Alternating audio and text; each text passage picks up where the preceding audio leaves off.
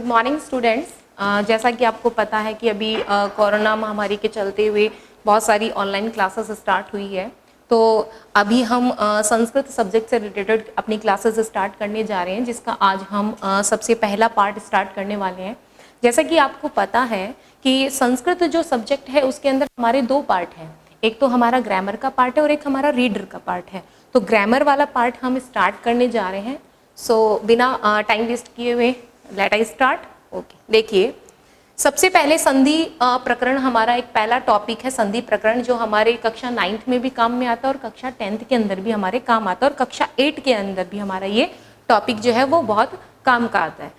इसके अलावा आज हम जब संधि प्रकरण पढ़ेंगे तो संधि जो टॉपिक है उस टॉपिक को समझने के लिए हमें कुछ बेसिक जो चीज़ें हैं उन्हें समझना बहुत ज़्यादा ज़रूरी है, क्योंकि बार बार हमारे सामने कुछ ऐसे शब्द आएंगे जिन शब्दों से हम अगर जब तक उनको जानेंगे नहीं, समझेंगे नहीं, तब तक हमें संधि की कोई डेफिनेशन या उसके बारे में बार बार जो शब्दों की पुनरावृत्ति होगी वो समझ में नहीं आएंगी। तो मैं चाहूँगी कि सबसे पहले आपको वो शब्द बताए जाएं जो आसपास में आपके बहुत बार जब आते हैं तो आपको बहुत ज़्यादा कंफ्यूज्ड करते हैं। तो मैं चाहती हूँ कि ये जो शब्द हैं जो कंफ्यूज ना करें, इसके लिए पहले इन शब्दों को देख लिया जाए।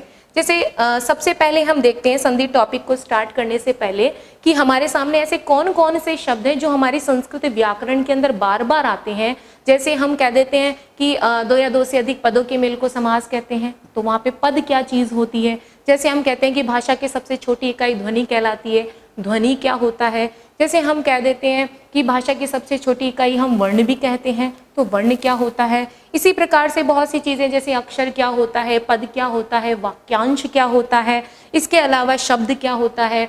और सबसे बड़ी बात है कि इन शब्दों को समझने के लिए हमें सबसे पहले इनकी गहराई में जाना पड़ेगा, और इसके लिए सबसे पहला जो शब्द मैं यहाँ लिखूंगी वो देखिए वर्ण,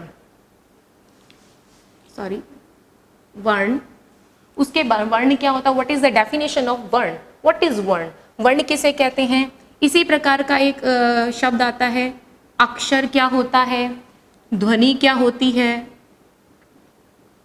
इसके अलावा हम बात करते हैं कि शब्द क्या होता है, शब्द के बाद में आता है हमारे बाद में पद क्या होता है, वाक्यांश क्या होता है। इसी प्रकार से हमारे पास वाक्य क्या होता है। ये कुछ ऐसे शब्द हैं जो समझने बहुत ज़्यादा ज़रूरी हैं, क्योंकि इन शब्दों के माध्यम से ही हम संस्कृत व्याकरण को समझ पाएंगे। जैसे हम कह देते हैं कि ध्वनि क्या होती है, व्हाट इज ध्वनि, व्हाट इज दिस साउंड। तो साउंड क्या होता है, सब लोग कह देते हैं, एक रटी रटाई डेफिनेशन कह देते हैं कि भाषा की सबसे छोटी इकाई वर्ण होती है या भाषा की सबसे छोटी इकाई ध्वनि होती है। दोनों की डेफिनेशन सेम है, लेकिन अगर दोनों की डेफिनेशन सेम है तो फिर इन दो शब्दों को लिखने का कहाँ मतलब हो जाता है। एक शब्द से भी तो काम चलाया जा सकता है ना, लेकिन नहीं, ये अपने आप में अलग शब्द है, ये अपने आप में अलग शब्द है। कैसे, देखिए भाषा की सबसे छोटी इकाई, जैसे हम इसको इस तरीके से पढ़ते हैं कि भाषा की सबसे छोटी इकाई, भाषा की सबसे छोटी इकाई ध्वनि कहलाती है। ठीक है, यानी भाषा की सबसे छोटी इकाई क्या कहलाएगी, ध्वनि कहलाएगी। इसी प्रकार से हम वर्ण के बारे में भी यही सुनने को मिलता है कि भाषा की सबसे छोटी इकाई, सबसे छोटी इकाई वर्ण कहलाती है।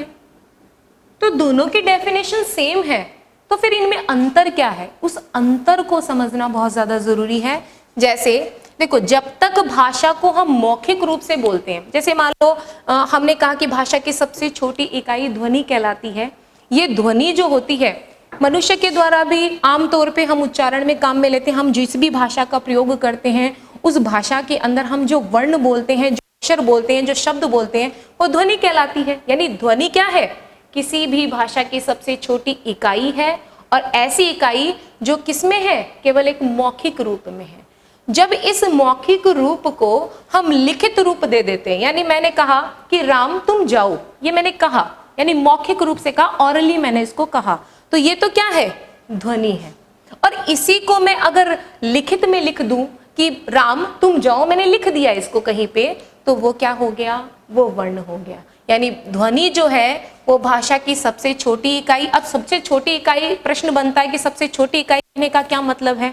तो सबसे छोटी इकाई का मतलब होता है ऐसी इकाई जिसका अंतिम विभाजन कर दिया गया हो और आगे उसका कोई विभाजन नहीं किया जा सकता। फॉर एग्जाम्पल, जैसे मैंने लिखा क, क्या आप इसके टुकड़े कर सकते हैं? कर सकते हैं। कैसे? क किससे मिलके बना है? क और अ से मिलके बना हुआ है। इसका मतलब इसके टुकड़े किए जा सकते हैं। लेकिन यहां तो हम ये कह रहे हैं कि भाषा के सबसे छोटी इकाई, सबसे छोटी का मतलब उससे छोटी कोई हो ही नहीं सकती है और उसके टुकड़े भी नहीं हो सकते हैं। तो यहाँ पर कि भाषा की सबसे छोटी इकाई ये नहीं है, क नहीं है, ये जरूर भाषा की सबसे छोटी इकाइयां हैं। क्यों? क्योंकि क के अब आप आधे क के आप टुकड़े नहीं कर सकते, आप ए के टुकड़े नहीं कर सकते। इसका मतलब ये भाषा की सबसे छोटी इकाइयां हैं। तो सबसे छोटी इकाई है, इसलिए इसको क्या कहेंगे? ध्वनि कहेंगे। जब मैंने ये कहा क, तो ये भाषा की सबसे छोटी इकाई, इसके टुकड़े नहीं हो सकते हैं, तो इसका मतलब ये ध्वनि है। ये ध्वनि तब तक ही है जब तक हम बोल रहे हैं। लेकिन अगर मैंने इसको लिख दिया, इसको लिखित रूप दे दिया, तो ये क्या हो गया? ये वर्ण हो गया। ये भी भाषा की सबसे छोटी इकाई है और ये भी भाषा की सबसे छोटी इकाई है। यानी कहने का तात्पर्य यह है कि जब तक हम किसी भी वर्ण का उच्चारण करते हैं और वह भाषा की सबसे छोटी इकाई है, उसके आगे हम टुकड़े कर ही नहीं सकते, तो वह क्या कहलाएगा? वह ध्वनि कहलाएगा। लेकिन उस टुकड़े को, उस सबसे छोटी इकाई को जब हम कहीं पर लिख दे, लिखित रूप दे दें, तो वो क्या कहलाएगा? वो वर्ण कहलाएगा। तो ध्वनि और वर्ण में कोई अंतर है, ये बात हमें इस बात से पता चलती है कि ये तो मौखिक रूप है भाषा का और ये लिखित रूप है, और ये दोनों ही क्या है? भाषा की सबसे छोटी इकाई है जिसके हम और ज्यादा टुकड़े नहीं कर सकते हैं। अब बात करते हैं अक्षर की। देखो, वर्ण का ही दूसरा नाम क्या है? अक्षर है। वर्ण को ही हम अक्षर कहते हैं, तो फिर हमें अक्षर अलग से लिखने की कहाँ जरूरत पड़ी? हम वर्ण ही तो बोल सकते थे, या फिर हम अक्षर को ही काम में ले लेते। लेकिन इन दोनों में एक छोटा सा माइनर सा अंतर है। वो क्या है कि वर्ण जो होता है, जब भी हम किसी वर्ण का उच्चारण करते हैं, श्वास वायु के माध्यम से किसी वर्ण का उच्चारण करते हैं, तो ये तो क्या है? एक झटके के साथ नहीं होता। ये इसका उच्चारण जो है वो हमारे श्वास वायु के एक झटके के साथ में हो जाता है। कैसे? देखो, जैसे मैंने कहा ओम, यहां पे मैं आधा है लास्ट में, तो ये क्या है? मुंह के एक झटके के साथ इसका उच्चारण हो गया। जैसे मैंने कहा आम, इसका भी उच्चारण एक झटके के साथ में हो जाता है। तो इसका मतलब इसमें टाइम नहीं लगता है और इसको, इस वर्ण को बोलने में थोड़ा सा समय लग जाता है। तो ये क्या है? वर्ण का ही दूसरा नाम अक्षर है और इसका उच्चारण जो है वो एक झटके के साथ में हो जाता है, इसलिए इसको अक्षर भी कहा जाता है वर्ण को। फिर बात करते हैं हम शब्द की। शब्द क्या होता है? सामान्य सी डेफिनेशन हम पढ़ते हैं कि वर्णों के सार्थक समूह है। सार्थक भी हो सकता है और निरर्थक भी हो सकता है। यानी दो या दो से अधिक जो वर्ण होते हैं वो आपस में मिलके क्या बनाते हैं? शब्द। जैसे मैंने लिखा क, ये एक वर्ण है क्योंकि इसके और टुकड़े नहीं हो सकते हैं। फिर मैंने कहा अ, ये भी एक वर्ण है, इसके भी और टुकड़े नहीं किए जा सकते। मैंने कहा म, ये भी एक वर्ण है क्योंकि इसके और टुकड़े हम नहीं कर सकते हैं। लेकिन अगर मैंने कहा अ, तो इसके भी हम टुकड़े नहीं कर सकते। तो यहाँ कितने वर्ण हो गए? यहाँ 4 वर्ण हो गए। यानी 2 या 2 से अधिक वर्णों का जो समूह होता है वो क्या कहलाता है? शब्द कहलाता है। अब ये शब्दों का जो ये समूह होता है ये सार्थक होना चाहिए। सार्थक का मतलब होता है कि इनका कोई ना कोई अर्थ निकलना चाहिए। जैसे इन सब वर्णों को आप जब मिलाएंगे तो एक समूह बनेगा, और समूह बन के इसका क्या बनेगा? क में जब अ जुड़ेगा तो क पूरा बन जाएगा, और म में जब अ जुड़ेगा तो मैं पूरा बन जाएगा। तो हमने क्या, इसका क्या बना? क्या शब्द बना? कम। कम एक शब्द है। यानी वर्णों के समूह को जब जोड़ दिया गया है तो वहां पे एक शब्द बन गया कम, और कम का मतलब होता है न्यून, यानी जो कम मात्रा के अंदर हो, यानी एक कम क्वांटिटी के अंदर हो। कम का अर्थ हम लगाते हैं निम्न स्तर का या न्यून। ठीक है, तो इसका एक सार्थक अर्थ निकल गया। तो इसकी डेफिनेशन क्या बनेगी कि वर्णों का, 2 या 2 से अधिक वर्णों का सार्थक समूह, सार्थक इसलिए कहा क्योंकि इसका कोई ना कोई अर्थ निकलना चाहिए, ऐसे तो निरर्थक भी हो सकता है, जैसे मैं लिख दूं दमच, ये भी एक शब्द है लेकिन इसका कोई अर्थ नहीं है। मैंने कहा पुस्तक, ये भी एक शब्द है लेकिन इसका अर्थ है, यानी कोई ना कोई पढ़ने की जो है वस्तु है ये, जिसे हम जिसमें हम बहुत सारी जो कहानियां हैं या कोई भी ग्रंथ वगैरह है या हमारी विषय वस्तु जो समाहित होती है उसे हम पुस्तक कहते हैं। इसका कोई ना कोई अर्थ है, अर्थात पढ़ने की वस्तु, इसे हम पढ़ने की वस्तु कहेंगे, लेकिन इसका कोई अर्थ नहीं। ये भी एक शब्द है लेकिन इसका कोई अर्थ नहीं है। तो शब्द के लिए सार्थक अर्थ होना जरूरी होता है। तो दो या दो से अधिक वर्णों के मेल को क्या कहते हैं? शब्द कहते हैं। और ये शब्द का जो समूह होता है ये सार्थक होना चाहिए, उसका कोई ना कोई अर्थ निकलना चाहिए। फिर बात करते हैं हम पद की। देखो जब हमने ये कहा कि दो या दो से अधिक वर्ण मिलके शब्द बनाते हैं, तो क्या दो या दो से अधिक शब्द मिलके पद नहीं बना सकते? कैसे? देखो वैसे तो सामान्य अगर आप इसकी परिभाषा देखें तो ये हो सकती है कि दो या दो से अधिक जो शब्द होते हैं उनका समूह क्या कहलाता है? पद कहलाता है। जैसे मैंने कहा राम पुस्तक पढ़ता है, राम पुस्तक पढ़ता है, ठीक है। यहाँ पे राम एक शब्द है, ठीक है, पुस्तक भी एक शब्द है, ठीक है, पढ़ता है एक क्रिया है, शब्द भी है। तो यहाँ पे 1 2 3 और 4 शब्द है। तो दो या दो से अधिक शब्दों का जो समूह होता है वो क्या कहलाता है? वो पद कहलाता है। अब अगर मैं ये कहूं कि पद आप पर्टिकुलर किसे कहेंगे? जैसे पद की डेफिनेशन सुनिए क्या होती है कि ऐसा शब्द जिसका वाक्य में प्रयोग कर दिया जाए। जैसे पुस्तक शब्द को ले लो, ऐसा शब्द जिसका वाक्य में प्रयोग कर दिया जाए। यहां पुस्तक का हम वाक्य में प्रयोग कर रहे हैं, जिसका कर्ता कौन है? राम है, जिसकी क्रिया क्या है? पढ़ता है। और राम क्या पढ़ रहा है? पुस्तक पढ़ रहा है, तो ये हमारा कर्म है।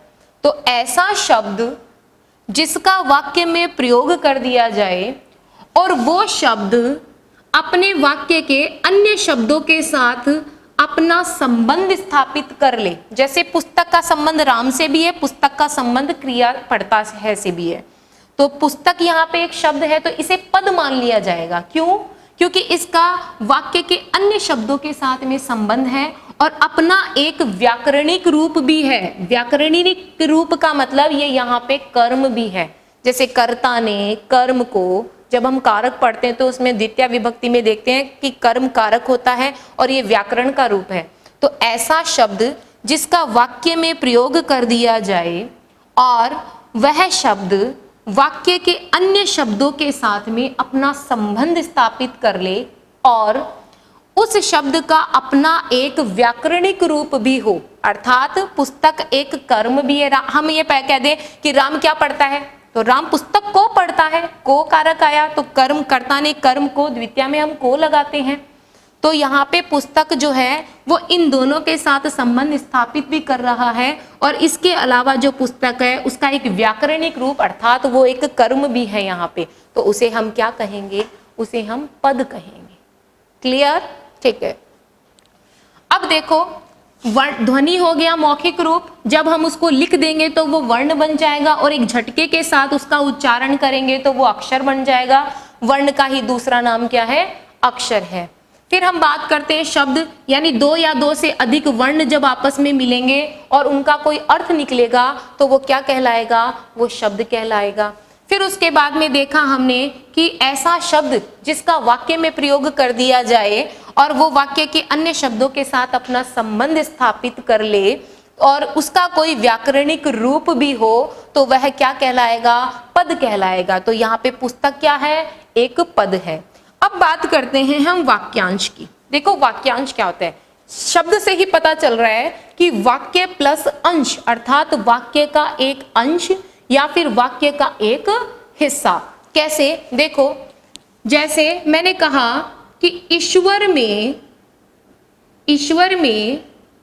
विश्वास रखने वाला, ईश्वर में विश्वास रखने वाला, या फिर एक एग्जाम्पल और दे लेते हैं कि राम आज तुम खाना। बस 2 सेंटेंस यहां पे लिखे हुए हैं कि ईश्वर में विश्वास रखने वाला और राम आज तुम खाना। ठीक है, अब इन दोनों सेंटेंस को अगर आप देखेंगे तो ये वाक्य का एक अंश है, अर्थात वाक्यांश का मतलब ऐसा है कि शब्दों का समूह है तो हो, अर्थात 2 या 2 से ज्यादा उसमें शब्द तो हो, लेकिन उसका कोई अर्थ नहीं निकल रहा हो। कैसे? ईश्वर में विश्वास रखने वाला, आगे सेंटेंस कंप्लीट ही नहीं है, इनकम्प्लीट सेंटेंस है, इसका आगे कोई अर्थ नहीं लगाया जा रहा, तो हम ये कह सकते हैं कि ये पूरा सेंटेंस जो है पूर्ण वाक्य नहीं है, अर्थात अपूर्ण वाक्य है, पूरा सेंटेंस नहीं है, इनकम्प्लीट सेंटेंस है। ठीक है, तो ये वाक्य का एक अंश है, अर्थात वाक्य का एक हिस्सा है। इसी प्रकार से हम कहें कि राम आज तुम खाना, राम आज तुम खाना, या फिर यहाँ पे ये लिख दो बाजार। तो यहाँ पे वाक्य पूरा नहीं हुआ है, वाक्य का आधा हिस्सा ही है, आधा अंश ही है, अर्थात वाक्य का एक अंश है। इसे क्या कहेंगे? वाक्यांश कहेंगे। यानी 2 या 2 से अधिक शब्द हो लेकिन अपूर्ण हो, सेंटेंस जो हो वो इनकम्प्लीट हो, सेंटेंस पूरा नहीं हो, इसे क्या कहेंगे हम? वाक्यांश कहेंगे, वाक्य का एक अंश कहेंगे। फिर उसके बाद में हम बात करते हैं वाक्य की। वाक्य क्या क्या होता है? इससे थोड़ा सा अलग होता है। जैसे ईश्वर में विश्वास रखने वाला सर्वज्ञ, या ईश्वर में विश्वास रखने वाला आस्तिक होता है। मैंने ये लिखा, ईश्वर में विश्वास रखने वाला व्यक्ति आस्तिक होता है। तो यहाँ पे एक सीधा सा अर्थ भी निकल रहा है, वाक्य भी पूरी तरह से पूरा है। जैसे राम आज तुम बाजार जाना, ये सेंटेंस कंप्लीट हो गया है, अर्थात 2 या 2 से अधिक शब्दों का ऐसा समूह है जिसका सार्थक अर्थ निकले तथा वाक्य पूरी तरह से पूरा हो, अर्थात पूर्ण हो, कंप्लीट सेंटेंस हो, तो उसे हम क्या कहेंगे? उसे हम वाक्य कहेंगे। ठीक है, इतनी चीजें समझ में आई। तो ये है एक बेसिक चीज है जो हमें जाननी जरूरी है, क्योंकि जब हम संधि का टॉपिक पढ़ेंगे तो संधि के डेफिनेशन में हम देखेंगे कि संधि के अंदर क्या होता है कि 2 या 2 से अधिक जो होता है वर्णों का मेल संधि होता है। 2 या 2 से अधिक वर्णों के मेल को संधि कहते हैं। तो वहाँ पे वर्ण शब्द हमारे पास बार बार में आएगा। इसी प्रकार जब हम समास पढ़ेंगे तो 2 या 2 से अधिक पदों के मेल को समास कहेंगे, तो वहाँ पद शब्द हमारे पास में बार बार में आएगा। इसी प्रकार से हम जब वाच्य परिवर्तन पढ़ेंगे तो वहाँ पे वाक्य हमारे सामने बार बार आएगा। तो ये सारी चीजें जो हैं वो हमें समझना बहुत ज्यादा जरूरी है, तो इसमें कोई दिक्कत? ठीक है, अब इन चीजों को समझने के बाद में हम अपने डायरेक्ट अब संधि प्रकरण वाले टॉपिक पे आते हैं कि संधि वाला जो टॉपिक है, इस टॉपिक के अंदर हमारे लिए एग्जाम के हिसाब से क्या क्या चीजें इंपॉर्टेंट हैं और हमें किन किन बातों का ध्यान रखना है। तो देखिए, सबसे पहले तो हमें ये पता होना चाहिए कि ये जो संधि शब्द बना है ये कैसे बना है, संधि शब्द की व्युत्पत्ति कैसी हुई, या फिर हम ये कह दें कि संधि शब्द की जो है उत्पत्ति कैसे हुई, ये जो संधि शब्द है ये कैसे बना है। तो देखिए, सबसे पहले हम देखेंगे कि संधि शब्द की व्युत्पत्ति, व्युत्पत्ति कह दो, चाहे इसको उत्पत्ति कह दो, या फिर संधि शब्द का निर्माण कह दो। ठीक है, तो संधि शब्द की व्युत्पत्ति कैसे हुई, इसके लिए हमें ये जानना पड़ेगा कि संधि जो शब्द है इसमें कौन सा तो उपसर्ग लगा हुआ है, कौन सी इसके अंदर धातु है और कौन सा इसके अंदर प्रत्यय है। ठीक है, तो देखिए, संधि जो शब्द है, इस संधि शब्द के अंदर सम उपसर्ग होता है। कौन सा उपसर्ग होता है? सम उपसर्ग होता है। सम उपसर्ग के साथ में जब हम डू धाय धातु लगाते हैं, धातु कौन सी है? डू धाय। डू धाय धातु को जब हम लोप करते हैं तो इसके अंदर केवल और केवल क्या बचता है शेष?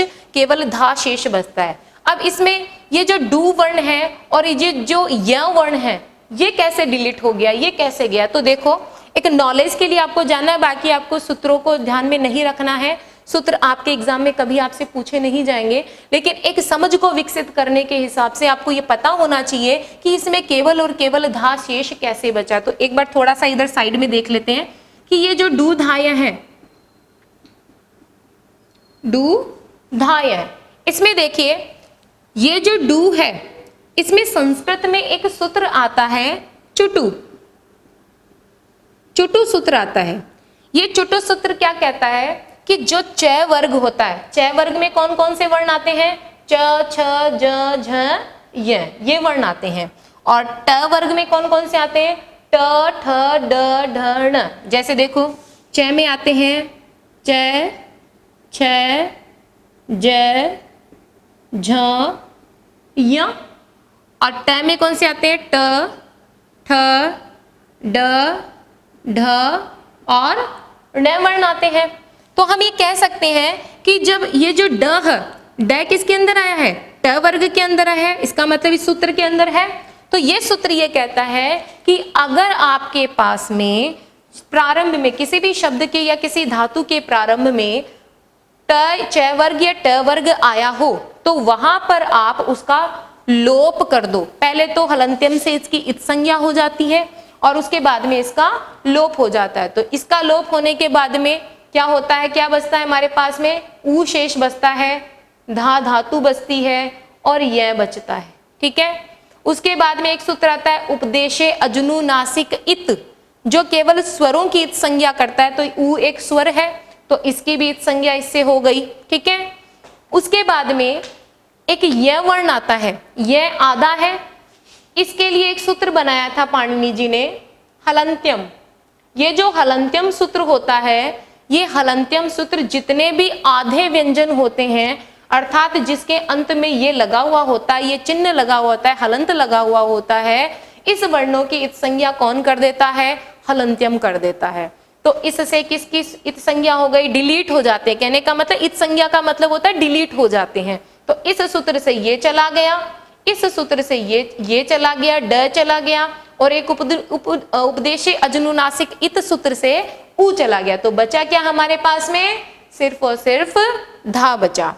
अब एक सूत्र आता है उपसर्गे, उस उपसर्गे घोहो की। ये सूत्र ये कहता है कि की प्रत्यय होता है। कौन सा प्रत्यय होता है, की प्रत्यय होता है। तो इस सूत्र के कारण इस संधि शब्द में कौन सा प्रत्यय जुड़ा है, की प्रत्यय जुड़ा है। और इस की प्रत्यय में देखो, अब अगर आप इसको मिलाओगे ना, जैसे सम प्लस धा प्लस की, तो ये तो संधा की हो गया। हमें तो शब्द कौन सा बनाना है, संधि बनाना है। तो इसके लिए क्या करेंगे, एक सूत्र आता है लशक्व तद्धिते, लशक्व अतद्धिते। ये सूत्र क्या करता है, ल की, श की और क वर्ग, क ख ग घ ङ, इन सारी की इत संज्ञा करके इसको डिलीट, क को डिलीट कर देता है। तो ये डिलीट हो गया। तो यहाँ पे क्या बचा हमारे पास में, छोटी ई बनी, छोटी ई बची, जैसे क में छोटी ई मिली हुई है। अब अगर आप इन तीनों को मिलाएंगे तो शब्द क्या बनेगा, देखो सम उपसर्ग है, धा हमारे पास धातु है और ई हमारे पास प्रत्यय है। ये जो मैं है ये क्या हो जाएगा, अनुस्वार में बदल जाएगा, और अनुस्वार में बदलने के बाद में आधे मैं को ऊपर अनुस्वार के रूप में ऐसे लिख देंगे, और धा धातु में जब ई मिलेगी तो संधि शब्द बनेगा। ठीक है, ये इस प्रकार से आपका संधि शब्द बना हुआ है। तो आप ध्यान में रखें कि संधि शब्द की व्युत्पत्ति के अंदर आपसे पूछा जाए कि उपसर्ग कौन सा है, तो सम यहाँ पर उपसर्ग है। अगर धातु आपसे पूछी जाए तो यहाँ पर धा या डूढ़ाय, दोनों में से कोई सा भी पूछा जा सकता है। तो डूढ़ाय भी कह सकते हैं और धा धातु भी कह सकते हैं। उसके बाद में प्रत्यय की बात करें तो की प्रत्यय होता है, की में क्या शेष बचता है, ई शेष बचता है। ये तो बात हुई आपकी संधि शब्द की व्युत्पत्ति की। अब हम बात करते हैं कि संधि शब्द की परिभाषा। देखिए, परिभाषा आपसे कभी भी एग्जाम में आज तक पूछी नहीं गई है और ना ही पूछी जाएगी, लेकिन संधि को समझने के लिए, संधि के नियमों को समझने के लिए हमें यह पता होना चाहिए कि संधि क्या है, संधि की डेफिनेशन जानना जरूरी है। तो पहले पॉइंट पे हमने संधि की व्युत्पत्ति देख ली, संधि शब्द कैसे बना। उसके बाद में हम देखते हैं कि संधि शब्द की परिभाषा क्या क्या है। संधि की परिभाषा, संधि की परिभाषा। देखो संधि शब्द की जो परिभाषा है, वैसे तो संधि के लिए सामान्य सी परिभाषा दे दी कि वर्ण संधानम संधि, अर्थात वर्णों का संधान या वर्णों को मिलाना क्या कहलाता है, संधि कहलाता है। लेकिन यहाँ जानना जरूरी है, यहाँ पे दो डेफिनेशंस दी गई हैं आपकी बुक में। जैसे पहली डेफिनेशन हम देखें कि वर्ण संधानम संधि, वर्ण संधानम संधि। अब इसको समझिए, इसका ये क्या कहना चाह रही है ये डेफिनेशन, कि वर्णों का संधान, वर्णों का संधान, संधान का मतलब होता है मिलन, आपस में मिलना। तो वर्णों का आपस में मिलना क्या होता है, संधि होता है। या फिर ये कह सकते हैं कि वर्णों का जो संधान होता है वो क्या कहलाता है, संधि। कैसे, देखो जैसे आपके पास में ये दे दिया अ, ठीक है, उसके बाद में अ के साथ में जब अ जोड़ा गया तो क्या बनता है, आ बन गया। तो अगर आप ऐसे बोलेंगे कि वर्णों का, यानी दो वर्ण है, दो या दो से अधिक वर्ण भी हो सकते हैं, तो देखो दो वर्ण है यहाँ पे, तो वर्णों का संधान अर्थात वर्णों का मिलना क्या कहलाएगा, संधि कहलाएगा। और ये तय है कि जब भी वर्णों का संधान होगा तो वर्णों में परिवर्तन भी होगा। अगर परिवर्तन होगा तो संधि है, और परिवर्तन नहीं होगा तो संयोग होगा। कैसे, देखो जैसे मैंने ये लिखा स्वयं प्लस एव, यहां पे तो कोई स्वर ही नहीं है, मैं आधा है, तो इसको सीधा ए मिल जाएगा, यहाँ पे कोई परिवर्तन नहीं हो रहा। संधि के लिए परिवर्तन होना जरूरी होता है। एक सामान्य सी डेफिनेशंस बोली जाती है कि दो या दो से अधिक वर्णों के मिलने पर, यानी दो या दो से अधिक वर्णों के मिलने पर अगर उनमें परिवर्तन हो जाए, उनमें विकार हो जाए या उनमें चेंजेस हो जाए तो संधि होगा। अगर चेंजेस नहीं हो रहा है तो सीधा सा हम कह देंगे वहां पे क्या है, संयोग है। अगर दो वर्ण आपस में मिलते हैं या दो से ज्यादा वर्ण आपस में मिलते हैं तो वहां पर परिवर्तन अगर हो जाएगा तो संधि मानी जाएगी, और परिवर्तन नहीं होगा तो वहां पे सिर्फ संयोग माना जाएगा, वहां संधि नहीं मानी जाएगी, क्योंकि वहां सिर्फ वर्ण आपस में मिल रहे हैं, परिवर्तन नहीं हो रहा है। परिवर्तन जैसे यहाँ पर अ स्वर है, यहाँ पर भी अ स्वर है, दोनों स्वर जब मिल गए तो परिवर्तन क्या हुआ, आ हुआ। अगर परिवर्तन नहीं होता तो फिर वहां पर संधि नहीं, वहां पर संयोग माना जाता। ठीक है, तो ये हो गया पहली डेफिनेशन, वर्ण संधानम संधि, अर्थात वर्णों का आपस में मिलना क्या कहलाएगा, संधि कहलाएगा। इसी प्रकार से जैसे संधि की एक सामान्य परिभाषा दी गई है, उसी प्रकार से एक संधि की परिभाषा आचार्य पाणिनि जी ने भी दी है। देखो संस्कृत के एक व्याकरणाचार्य हुए हैं, पाणिनि जी हुए हैं, उसके बाद में आपके कात्यायन, जिनको हम वररुचि के नाम से भी जानते हैं, उन्होंने भी संधि की अपने हिसाब से परिभाषाएं दी हैं। इसके बाद में पतंजलि आ गए, पतंजलि ने भी अपना एक लिखा है ग्रंथ, तो अपने अपने ग्रंथों के हिसाब से अपनी अपनी परिभाषाएं बन गई। तो सबसे पहले हम बात करते हैं कि संधि की परिभाषा। तो ये तो एक सामान्य परिभाषा होगी कि वर्णों का संधान या वर्णों का आपस में मिलना क्या होगा, संधि होगा। इसी प्रकार से एक पाणिनि आचार्य हुए हैं, पाणिनि जी ने क्या कहा, इन्होंने एकदम से चेंज कर दी डेफिनेशन।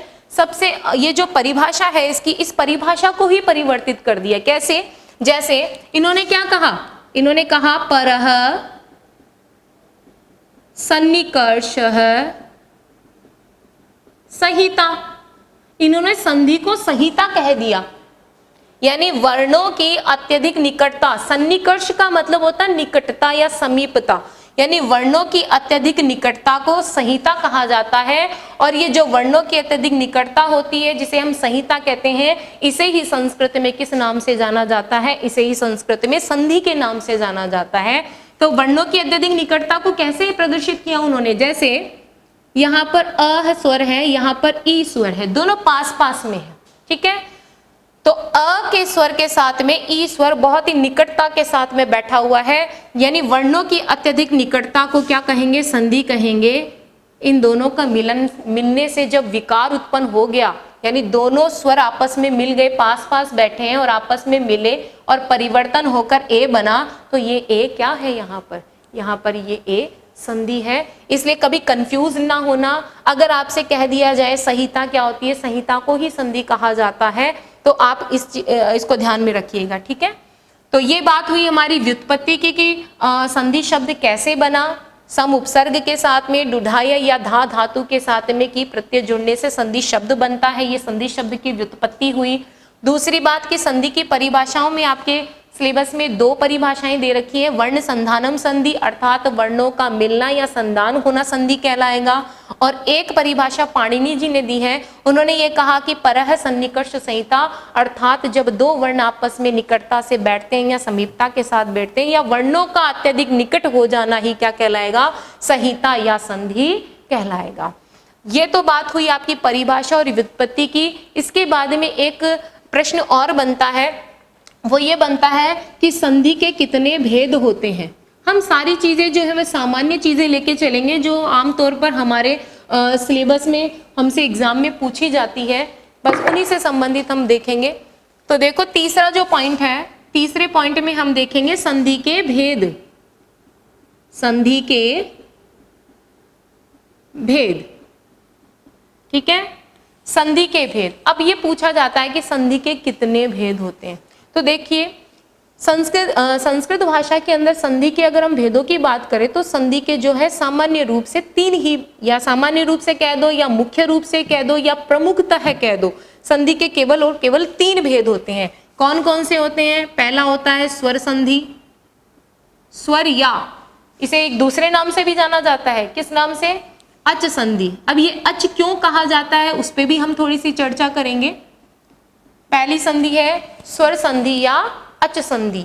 दूसरी संधि जो है उसे हम कहते हैं व्यंजन संधि, व्यंजन, या फिर हम उसे कह देते हैं हल संधि। इसे हल संधि क्यों कहा जाता है वो भी हम बात करेंगे। तीसरा जो पॉइंट है वो होती है विसर्ग संधि। विसर्ग संधि, विसर्ग संधि का अन्य कोई दूसरा नाम नहीं है। इस प्रकार से हमारे सिलेबस में संधि के भेदों की जब बात की जाती है तो संधि के 3 भेद माने गए हैं। पहला स्वर संधि जिसे हम अच संधि के नाम से भी जानते हैं, दूसरा व्यंजन संधि जिसे हम हल संधि के नाम से भी जानते हैं, तीसरी आती है विसर्ग संधि। ठीक है, अब देखते हैं कि इनको स्वर संधि को अच संधि क्यों कहा जाता है और व्यंजन संधि को हल संधि क्यों कहा जाता है। तो देखिए एक पाणिनि आचार्य, जैसे अभी अभी चर्चा हुई थी एक पाणिनि जी के लिए, पाणिनि जी ने संस्कृत व्याकरण के लिए बहुत कुछ किया है। इन्होंने 14 माहेश्वर सूत्र दिए हैं। 14 माहेश्वर सूत्रों के आधार पर इन संधियों के नाम अच संधि और हल संधि रखे गए हैं। ये 14 माहेश्वर सूत्र कौन कौन से ये जानना जरूरी है। क्यों जरूरी है? क्योंकि जब आप संधि पढ़ेंगे तो वहां पर आपको व्यंजन संधि भी मिलेगी, आपको विसर्ग संधि भी मिलेगी, और वहां पर आपको ये देखने को मिलेगा कि जब आप उसमें अलग अलग संधियों के टाइप्स पढ़ेंगे तो वहां पे कभी जश वर्ण आएगा, कभी झल वर्ण आएगा, कभी अल वर्ण आएगा, कभी कौन सा वर्ण आएगा। तो वहां पर आपको समझ को विकसित करने के लिए ये जानना बहुत जरूरी है कि इसको अच क्यों कहते हैं, ऐसे अच ही क्यों कहा, इसको हल ही क्यों कहा। तो ये हमें 14 माहेश्वर सूत्रों से पता चलेगा। हालांकि आपको 14 माहेश्वर सूत्र याद नहीं करना है, सिर्फ एक समझने के लिए आपको ये जानना जरूरी है। तो देखिए 14 माहेश्वर सूत्र कौन से हैं। पहला आता है ए ई उ ण, ए ई उ ण। दूसरा आता है री री क, रील री क। तीसरा आता है ए ओ ंग, ए ओंग। चौथा आता है आई औ च। पांचवा आता है ह य व र ट। छठा आता है ल ण। सातवां है य म ग ण न म। आठवां आता है झ भ य। ठीक है, नौवां आता है घ ढ ध श। 10वां आता है ज ब ग ड़ द श।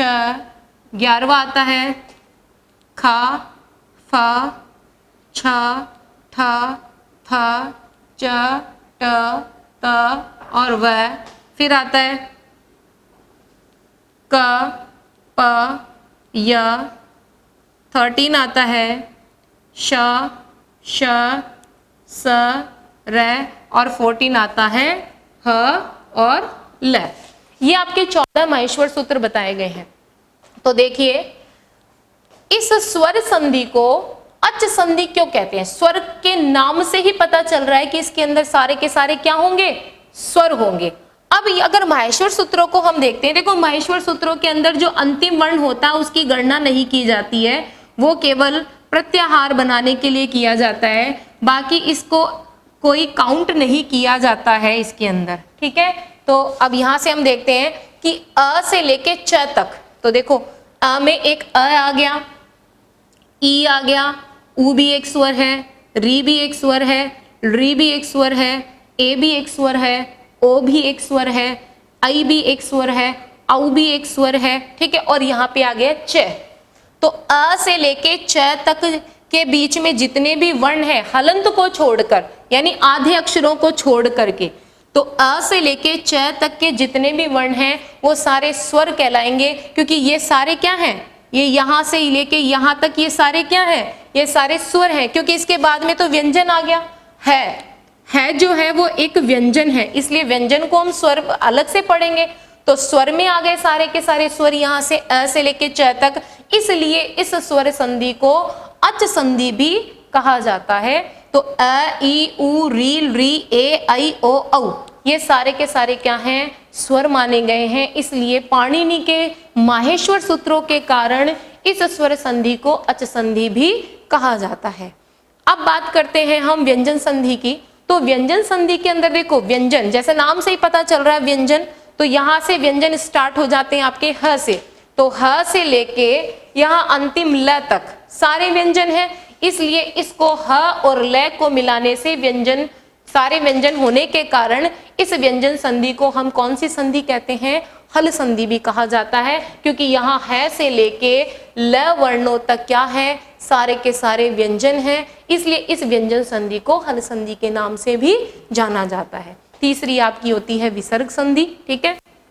अब बात करते हैं हम कि हमारे सिलेबस में कौन कौन सी संधियां हैं और कहां कहां से हमारे सिलेबस में प्रश्न आते हैं, तो वो सारी चीजें हम देखते हैं।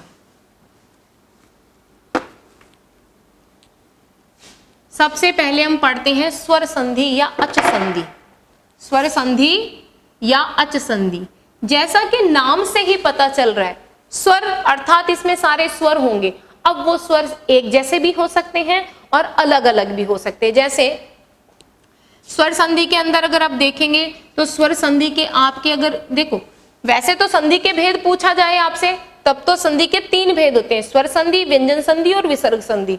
लेकिन यहाँ पर अगर आपसे स्वर संधि के भेद पूछ लिए जाए तो वहां पर स्वर संधि के कुल 7 भेद होते हैं, और ये सातों के सातों भेद आपको पढ़ने हैं। क्योंकि एग्जाम में देखिए आपकी बुक में केवल 5 भेद दे रखे हैं सिलेबस के अंदर, लेकिन बुक के जब पीछे देखेंगे आप तो पीछे की तरफ आपके संधि के सारे भेद दिए हुए, स्वर संधि के। व्यंजन भी है आपके सिलेबस में, और आपके कक्षा 10 के पाठ्यक्रम में व्यंजन संधि भी है, विसर्ग भी है, स्वर भी है, तीनों ही संधियां हैं। कक्षा 9 के पाठ्यक्रम के अंदर केवल स्वर संधि दे रखी है। तो यहाँ पर हमें स्वर संधि के, क्योंकि आप 9th में, कक्षा 10th के जो बच्चे हैं वो 9th क्लास के अंदर स्वर संधि पढ़ के आ चुके हैं। उसमें जो 2 अलग दीर्घ संधि और गुण संधि जो है वो जो 2 अलग से संधियां हैं वो पढ़ चुके हैं आप, इसलिए वहां से भी प्रश्न कई बार किए जा चुके हैं और किए जा सकते हैं। तो इसलिए हम स्वर संधि के 7 भेद पढ़ेंगे, ठीक है। तो सबसे पहले हम देख लेते हैं कि ये 7 भेद कौन कौन से हैं। तो पहले नंबर पे देखिए यण संधि। कौन कौन से भेद है? पहला है यण संधि। दूसरे भेद की अगर हम बात करते हैं तो देख लेते हैं अयादि संधि। तीसरी संधि की हम बात करते हैं वृद्धि संधि।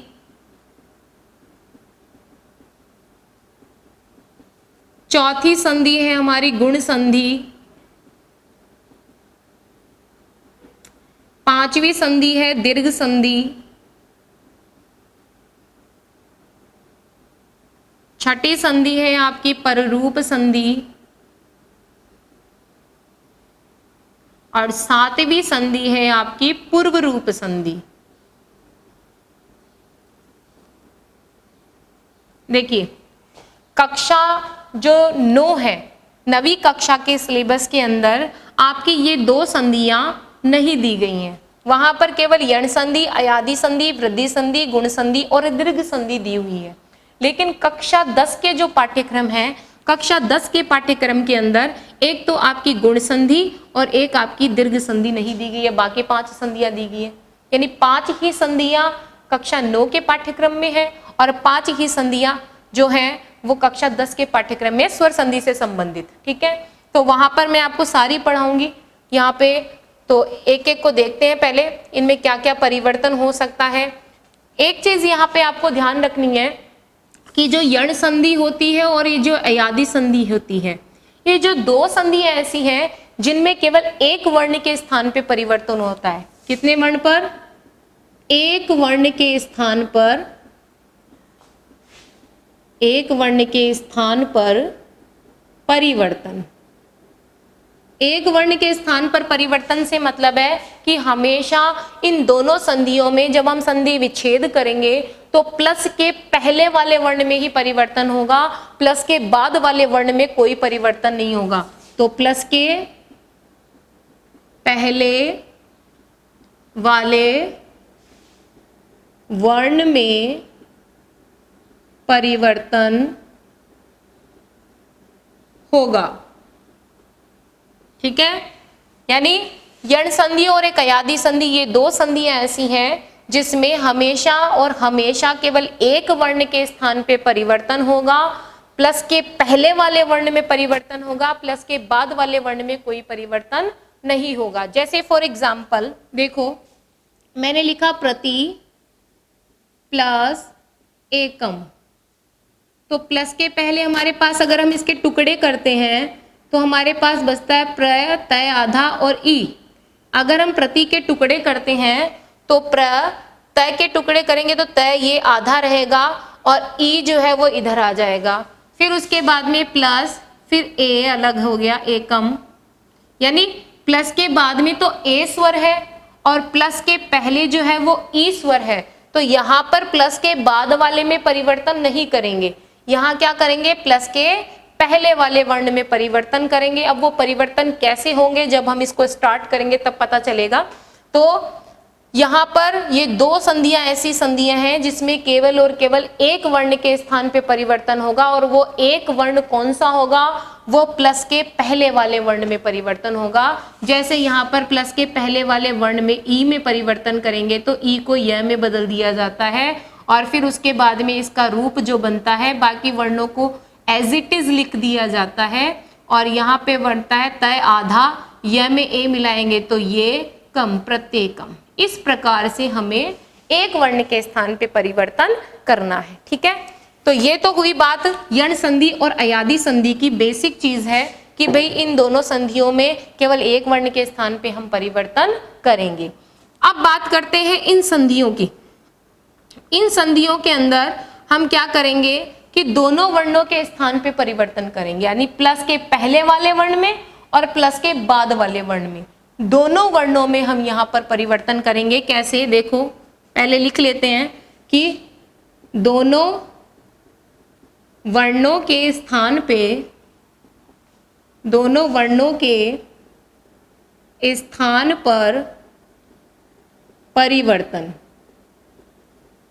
और दो, जब एक वर्ण के स्थान पे परिवर्तन होता है तो उसे तो हम कह देते हैं आदेश। उसे हम क्या कहेंगे? आदेश। यानी देखो, दो वर्ड यहां पर काम में आते हैं। एक तो होता है आदेश, एक तो होता है आदेश और एक होता है एकादेश।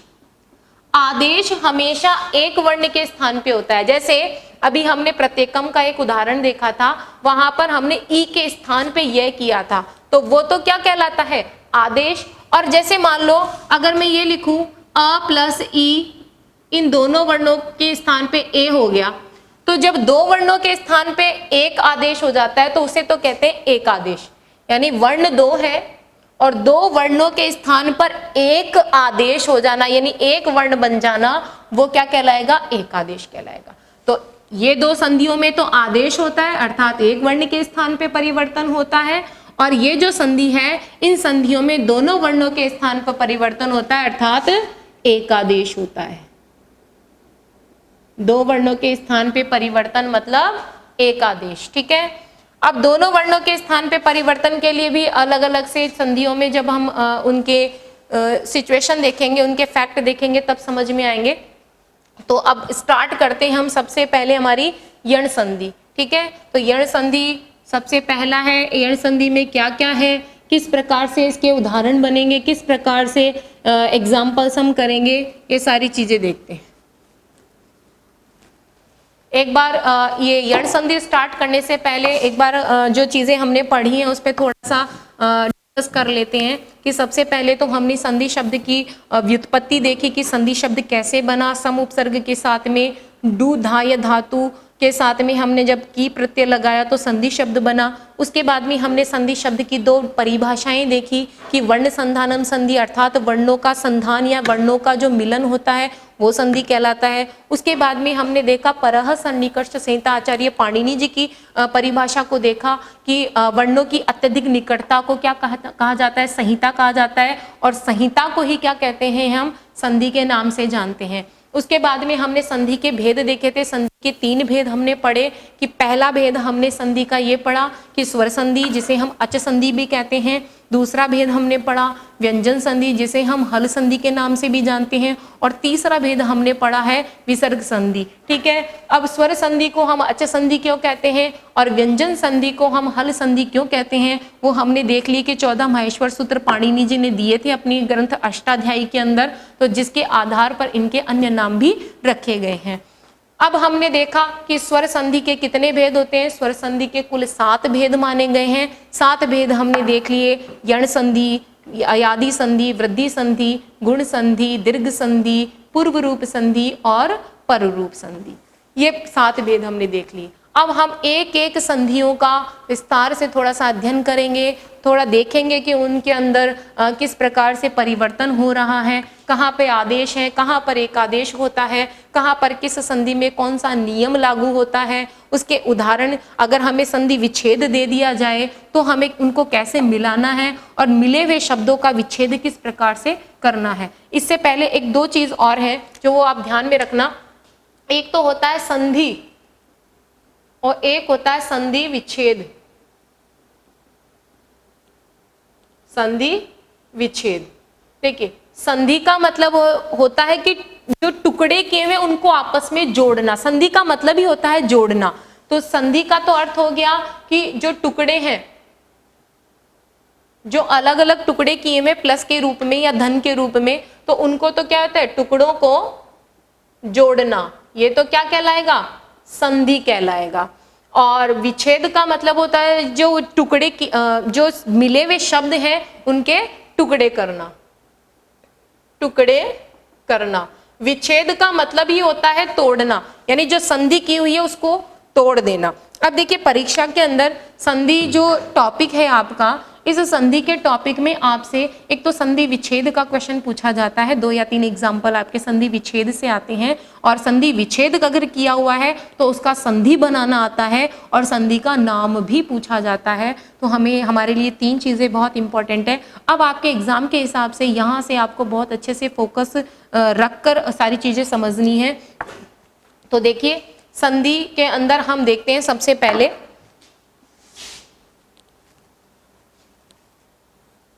यण संधि। ठीक है, यण संधि देखते हैं। संधि के स्वर संधि के अंदर सबसे पहली हम संधि पढ़ेंगे स्वर या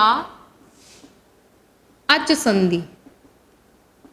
स्वर या अच संधि, जैसा कि नाम से पता, अगर इसकी डेफिनेशन जानने की जरूरत नहीं है, इसकी डेफिनेशन को रटने की भी जरूरत नहीं है।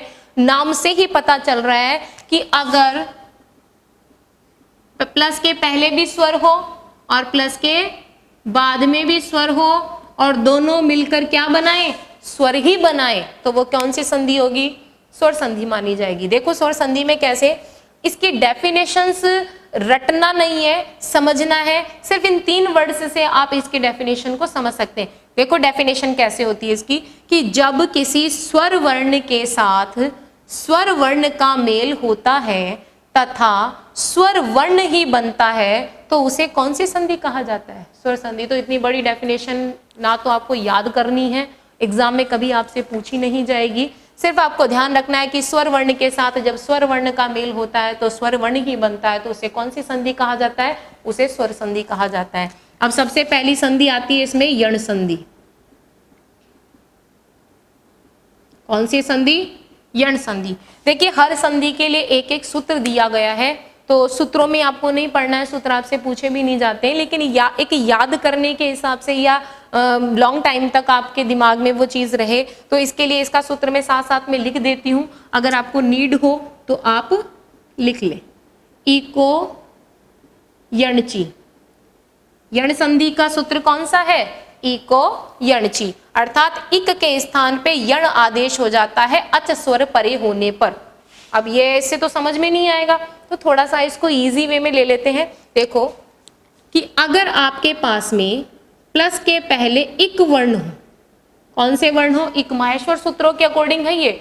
अब मैंने आपको माहेश्वर सूत्र इसीलिए बताए क्योंकि इक आपको समझ में नहीं आएगा इक क्या होता है, तो एक बार लिख के देख लेते हैं कि अ ई उण री री और क, यानी ई से लेके क तक। अब ई से लेके क तक कौन कौन से वर्ण आते हैं?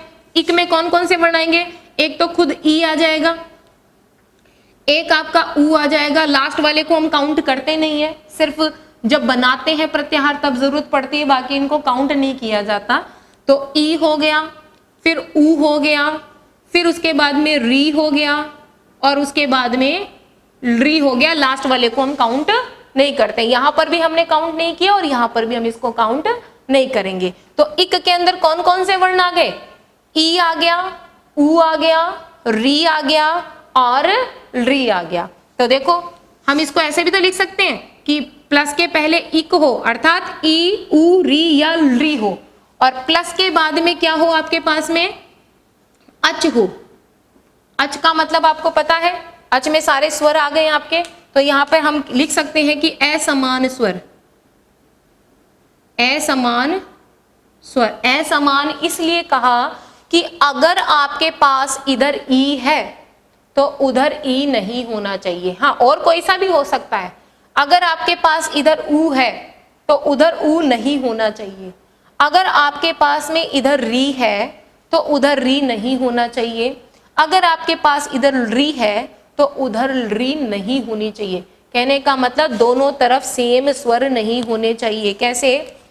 अगर ऐसा है तो हम क्या करेंगे? इस इक के स्थान पर यण आदेश कर देंगे। अब यण देखो, यण क्या होता है? ए ओ ग आई औ च ह य व र ट ल और ण। देखो ये को देखो, यण में य से लेके ण तक आता है ना, य से लेके ण तक आता है, तो यहाँ पे य आ गया, यानी यण में एक तो य आ गया, एक व आ गया, एक र आ गया और एक ल आ गया। ठीक है, अब देखो, अब आपको ये सूत्र बहुत अच्छे से समझ में आएगा। अब ये सारी स्थिति आपको बहुत अच्छे से समझ में आएगी। देखो यण संधि क्या कहती है? यण संधि ये कहती है कि अगर प्लस के पहले आपके पास इनमें से कोई सा भी वर्ण हो, ई ऊ री या री, इनमें से कोई सा भी वर्ण हो, और प्लस के बाद में इसके जैसा नहीं कोई दूसरा वर्ण हो, अर्थात कोई दूसरा स्वर हो, क्योंकि स्वर संधि की बात करें तो दोनों तरफ स्वर ही होंगे, लेकिन यहाँ पर सेम नहीं होने चाहिए। दोनों तरफ के जो स्वर हैं, प्लस के पहले और प्लस के बाद में वाले जो स्वर हैं वो अलग अलग होने चाहिए। अगर ऐसा है तो फिर आप इस ई को किस में बदलोगे? य में बदलोगे। ऊ को किस में बदल दोगे? व में बदल दोगे। री को किस में बदलोगे? र में बदल दोगे। और री को किस में बदलोगे? ल में बदल देंगे। देखो, अगर प्लस के पहले इक वर्ण हो और उसके बाद में अच वर्ण हो तो इक को यण में बदल दो, ये कहना चाह रहा है। इक प्लस के पहले इक वर्ण हो और प्लस के बाद में अच वर्ण हो तो इस इक वर्ण को यण वर्ण में बदल दो। कैसे? ई है तो य में बदल दो, ऊ है तो व में बदल दो, री है तो र में बदल दो, री है तो ल में बदल दो। अब ये जो नियम है, ये नियम आपको उदाहरण से बहुत अच्छे से समझ में आएगा। देखो इसका एक उदाहरण देखते हैं। इन चारों का एक एक उदाहरण देखते हैं। और मैंने आपको पहले कहा भी था कि यण संधि में केवल एक वर्ण के स्थान पे परिवर्तन होता है, अर्थात प्लस के पहले वाले वर्ण में। तो यहाँ देखिए प्लस के पहले ये जो वर्ण है इन वर्णों में ही परिवर्तन हो रहा है, बाकी प्लस के बाद वाले वर्णों में कोई परिवर्तन नहीं हो रहा। जैसे फॉर एग्जाम्पल, जैसे देखो आपको ये दे दिया अभी प्लस उदय, आपको एक शब्द दिया अभी प्लस उदय। तो पहले तो हमें ये देखना कि प्लस के पहले इनमें से कोई स्वर है क्या। तो प्लस के पहले हमें ई दिख रही है, छोटी ई, ठीक है। तो हम देखो इनमें छोटी भी आ सकती है, बड़ी भी मात्रा आ सकती है। तो आप चाहो तो यहां लिख लो कि बड़ी भी आ सकती है इनके साथ में, और री की कोई बड़ी मात्रा होती नहीं, ये अपने आप में एक प्लुत स्वर है, इसका कोई दीर्घ रूप नहीं होता, ये इसका केवल ह्रस्व रूप होता है, छोटा ही रूप होता है, इसकी कोई बड़ी मात्रा नहीं होती। ई की बड़ी मात्रा होती है, ऊ की भी बड़ी मात्रा होती है, री की भी बड़ी मात्रा होती है। तो इस प्रकार से आप देख लेना, ठीक है। तो देखो प्लस के पहले क्या है, प्लस के पहले अगर हम इसके टुकड़े करें तो हमें क्या मिलेगा, भय आधा हो जाएगा और ई अलग हो जाएगा। भय से भय और ई मिलके भी बनता है, ठीक है। तो भय अलग करने पर ई अलग हो गई, क्योंकि हमें प्लस के पहले वाले वर्ण में परिवर्तन करना है तो हमें इसे अलग करना पड़ेगा। फिर उसके बाद में प्लस के बाद में उ, द और य, ठीक है। अब देखते हैं कि यण संधि का नियम यहाँ पर लागू है या नहीं है। प्लस के पहले ई आ रही है, प्लस के पहले ई आ रहा है, प्लस के बाद में ऊ आ रहा है। देखो दोनों सेम नहीं है, मैंने यहाँ कहा असमान स्वर। असमान का मतलब कि जो इधर है वो उधर नहीं होना चाहिए, तो जो इधर है वो उधर है नहीं है। तो यहाँ पर प्लस के पहले ई है और प्लस के बाद में ऊ है, यानी दोनों अलग अलग स्वर है। और अलग अलग स्वर होंगे तो क्या होगा, वहां पर यण संधि मानी जाएगी, और यण संधि मानने पर हम प्लस के पहले वाले वर्ण में परिवर्तन कर देंगे। ई को हम किस में बदल देंगे, ई को हम य में बदल देंगे। य में बदलेंगे तो क्या बनेगा, देखो एज इट इज लिख देंगे, भय जो है वो भी एज इट इज हो गया, ई को हमने य में बदल दिया, फिर उसके बाद में ऊ, और फिर उसके बाद में द, और फिर उसके बाद में य। अब हम इन सारे वर्णों को आपस में जब मिलाएंगे, मिलाने को कहते हैं वर्ण संयोग, ठीक है। तो वर्ण संयोग बार बार में नाम जब आएगा तो समझ जाइएगा कि इन सारे वर्णों को अब आपस में मिलाना है। तो देखो अ में भय नहीं मिल सकता तो अ एज इट इज लिखा जाएगा। भय आधा है तो आधा भय य में नहीं मिल सकता, तो आधे भय को हम ऐसे लिखते हैं, ठीक है। फिर उसके बाद में हम बात करते हैं य की, तो य में ऊ मिल सकता है, ठीक है, छोटा ऊ है तो इसलिए ऊ की मात्रा ऐसे मिला दी, ठीक है। फिर उसके बाद में द एज इट इज हो गया, और उसके बाद में य, तो शब्द क्या बना हमारा, अभ्युदय। अभ्युदय का मतलब किसी उन्नति से रिलेटेड है ये, कि उन्नति होना, अभ्युदय होना यानी नया प्रकाश होना, नई जागृति उत्पन्न होना, तो ये अभ्युदय शब्द बना। इसी प्रकार से ये का नियम है। अब हम वै का नियम देखते हैं। तो वै का नियम देखो, जैसे आपको दे दिया अनु प्लस आय है, अनुधन आय है। यहां देखो प्लस के पहले, अब थोड़ा सा डायरेक्ट करने की कोशिश करो आप कि प्लस के पहले क्या कौन सा स्वर आ रहा है, ऊ। तो प्लस के पहले ऊ स्वर छोटा बड़ा कैसा भी हो सकता है, लेकिन चूंकि अनु शब्द में छोटा ऊ आता है इसलिए वर्तनी की दृष्टि से ये शुद्ध शब्द है, इसलिए इसमें छोटा ऊ लिखा हुआ है। तो देखो प्लस के पहले क्या है, छोटा ऊ है, ठीक है, शर्त पूरी हो रही है।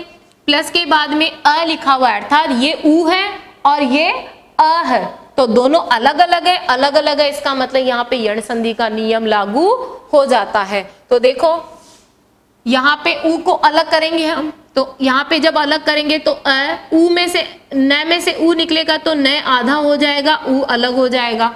इन दोनों को मैंने अलग किया है, ठीक है। फिर उसके बाद में अ और य, गॉट इट। फिर उसके बाद में देखो प्लस के पहले वाले वर्ण में परिवर्तन करना है। प्लस के पहले वाला वर्ण क्या है हमारा, ऊ है, यहाँ पे प्लस लगा दो, ठीक है। ऊ है, अब ऊ को किस में बदलते हैं हम, व में, तो इसको व में बदल दो। ऊ किस में बदल गया, व में बदल गया। अब वापस बाकी के वर्ण जो है वो एज इट इज लिख दो, जैसे अ, न आधा, इधर अ और इधर य, ठीक है।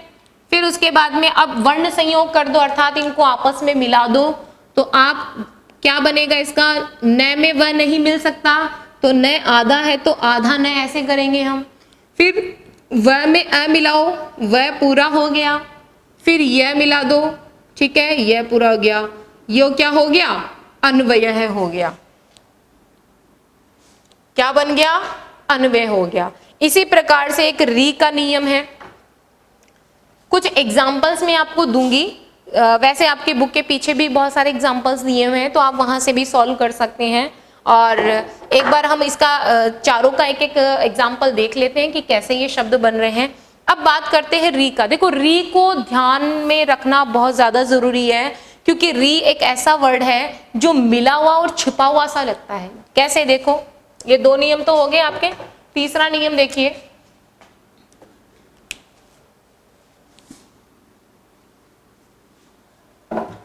तीसरा आपका आता है री का नियम। री का नियम क्या कहता है कि प्लस के पहले आपके पास री होना चाहिए और प्लस के बाद में कोई दूसरा स्वर होना चाहिए, तो री को हम र में बदल देंगे। कैसे, जैसे धात्री प्लस अंशः, ठीक है, ये एक एग्जाम्पल है। हमें ये देखना है कि पहले शर्त पूरी हो रही है कि नहीं हो रही है, यण संधि का नियम लागू हो रहा है कि नहीं हो रहा है, प्लस के दोनों तरफ जो है वो असमान स्वर है कि नहीं है, यानी दोनों तरफ अलग अलग स्वर है कि नहीं है। तो पहले इस प्लस के पहले वाले में देखते हैं कौन सा स्वर है, तो इसको अलग करो, धा तय आधा हो जाएगा, और ये मात्रा जो होती है वो री की मात्रा होती है, तो ये री की मात्रा है, और ये क्या है, अंशः।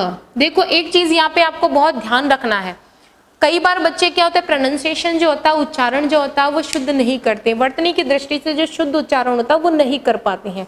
यहाँ पर री रै में बहुत ज्यादा कंफ्यूजन बच्चों को कई बार होता है। तो यहाँ देखो, ये जो रै होता है ये इस प्रकार से मिलता है, जैसे क में अगर रै मिलाएंगे तो ऐसे मिलेगा, और अगर हम री की मात्रा मिलाते हैं तो क में री की मात्रा ऐसे मिलती है। यानी रै को ऐसे भी लिखा जा सकता है, रै को ऐसे भी लिखा जा सकता है, और रै को ऐसे भी लिखा जा सकता है। जैसे हम लिखते हैं ड्रम, तो ये भी रै है, ठीक है। अगर हम जैसे लिखते हैं कर्म, तो ये भी रै माना जाता है। इसी प्रकार रै को ऐसे भी लिखा जा सकता है, लेकिन जो री होती है वो री की मात्रा हमेशा ऐसे ही लिखी जाती है, उनको र बोलते हैं और इसको री बोला जाता है। तो देखो, प्लस के पहले हमारे पास री की मात्रा है, ठीक है, तो इस री की मात्रा को हम किस में बदलेंगे, र में बदलेंगे, और बाकी जो सारे वर्ण हैं वो एज इट इज लिख देते हैं हम, जैसे धा, त, अन और शह। अब यहाँ पे थोड़ा सा ध्यान देने की जरूरत है, क्योंकि जब हम अब यहाँ पे एक संयुक्त स्वर बन जाएगा। संयुक्त स्वर एक बार थोड़ा सा वो बता देती हूँ कि आधे त में जब रै पूरा मिलता है तो त्र बनता है, ठीक है। फिर आधे ज में य मिलता है तो य बनता है। जब क के अंदर श पूरा मिलता है तो यहाँ पे श बनता है। जब श के अंदर रै मिलाया जाता है तो वहां पे श्र बनता है। अब यहां देखो, आपके पास कौन सी स्थिति मिल रही है, आधा तय है। आप इसके भी टुकड़े कर सकते हैं इनके, क्योंकि इनमें अ भी मिला हुआ है, तो अगर आप इसके भी रै के भी टुकड़े करते हैं तो आधा रै और अ, आधा रै और अ कर सकते हैं हम इसके टुकड़े। तो देखो,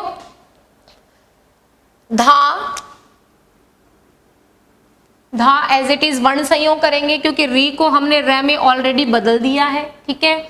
तो अब तय आधा, आधे तय में आधा रै मिल सकता है। कैसे, जैसे देखो, आधे तय में आधा रै मिलाएंगे तो ऐसे बनेगा त्र, और जब हम आधे त में आधा र और उसके साथ में कोई भी स्वर मिलाएंगे तो वो त्र पूरा बन जाएगा। ठीक है, अगर इस ए की जगह आ गया तो ये त्रा हो जाएगा, अगर इस त की जगह ई आ गया तो ये त्री बन जाएगा, अगर इस ती की जगह बड़ी ई आ गई तो ये त्री ऐसे बन जाएगा, अगर इस ए की जगह अंग आ गया तो ये ऐसे बन जाएगा। यानी कोई भी स्वर मिलाओ, स्वर के हिसाब से इसके अंदर मात्रा लग जाएगी। तो यहाँ पे हमारे पास क्या स्थिति है, यहाँ पर हमारे पास है धा, आधा त, आधा र, आधे त और आधे र के साथ में जब हम अंग की मात्रा को मिलाएंगे तो आधा त और आधा र तो इस प्रकार से लिखा जाएगा और अंग की मात्रा हमेशा ऐसे लगती है। ठीक है, अंग की मात्रा लगी और शह, तो यहाँ पर क्या हो गया, ये शब्द बन गया आपका धात्रंशः। इसी प्रकार से एक बार एक र का एग्जाम्पल एक और देख लेते हैं। जैसे आपको दे दिया गुरु, जैसे आपको दे दिया मातृ प्लस आज्ञा, आपको दे दिया मातृधन आज्ञा। तो इसका कैसे करोगे, देखो पहले हम मात्रा को अलग करेंगे। तो देखो माँ आधा त, री की मात्रा प्लस आ और ज्ञा। ठीक है, शर्त पूरी हो रही है नहीं हो रही, पहले वो देखते हैं। तो प्लस के पहले हमारे पास री है, तो यहाँ प्लस के पहले हमारे पास री है, क्लियर। प्लस के बाद में आ है, तो प्लस के बाद में असमान स्वर होना चाहिए। तो दोनों तरफ के स्वर क्या है, असमान स्वर है। तो यहाँ पर नियम लागू हो रहा है, शर्त भी लागू हो रही है। तो हम इसमें क्या करेंगे, एक वर्ण के स्थान पे परिवर्तन करेंगे और री में परिवर्तन करेंगे। तो री में क्या परिवर्तन होता है, यहाँ पर री किस में बदल जाएगा, र में बदल जाएगा। तो री को र में बदल देंगे और बाकी जो वर्ण है उनको एज इट इज लिख देंगे। जैसे माँ, आधा त, आ और ज्ञा। अभी अभी मैंने आपको बताया कि आधा त और आधा र, आधा त और आधा र त्र में बदलता है जिसमें कोई स्वर नहीं होता। तो यहाँ पे मिलाओ आप, माँ आधे त में आधा र मिला तो क्या बना, आधा त्र, और आधा त्र में आ की मात्रा लगाएंगे तो त्रा बन जाएगा और उसके बाद में ज्ञा। तो ये शब्द क्या बना आपका, माँ त्रा ज्ञा।